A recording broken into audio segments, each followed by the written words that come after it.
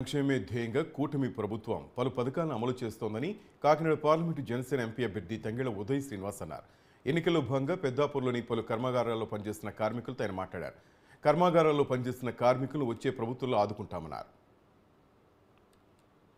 ఈ మంచి అవకాశ సమస్యలపైన పోరాటం, వాళ్ళ సమస్యలను తెలుసుకోవడం, వచ్చే ప్రభుత్వంలో దాన్ని ఎలాగా సరిచేయడం అనే దాని మీదే పనిచేసేది. ఇలా పనిచేసినందుకు మా అధినేత పవన్ కళ్యాణ్ గారు, చంద్రబాబు గారు, మోడీ గారు ఈ మంచి అవకాశాన్ని, కాకినాడ పార్లమెంట్ని డెవలప్ చేసే అవకాశాన్ని నాకు ఇచ్చారు.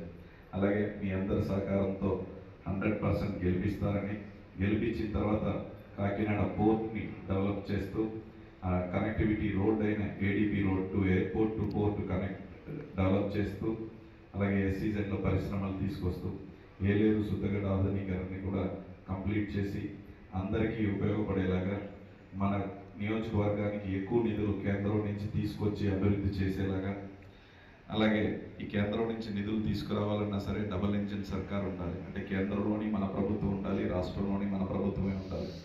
ఉంటే తప్ప మనకి నిధులు రావు. వీళ్ళు అడిగినా సరే ఇవ్వరు.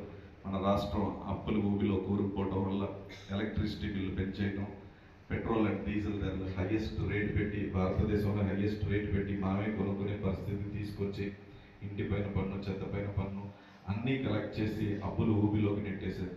అంటే కాకినాడ పార్లమెంట్లోకి రాష్ట్ర ఖజానాకు రావాల్సిన రెవెన్యూ అంతా కూడా మైనింగ్ ద్వారా వాళ్ళు ఒక్కళ్ళే తీసేసుకుని మనకు అప్పులు రాష్ట్రాన్ని అప్పచెప్పారు.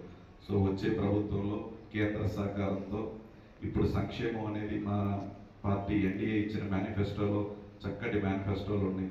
ప్రజా సమస్యలపైన పోరాటం, వాళ్ళ సమస్యలను తెలుసుకోవడం, వచ్చే ప్రభుత్వంలో దాన్ని ఎలాగా సరిచేయడం అనే దాని మీదే పనిచేసేది.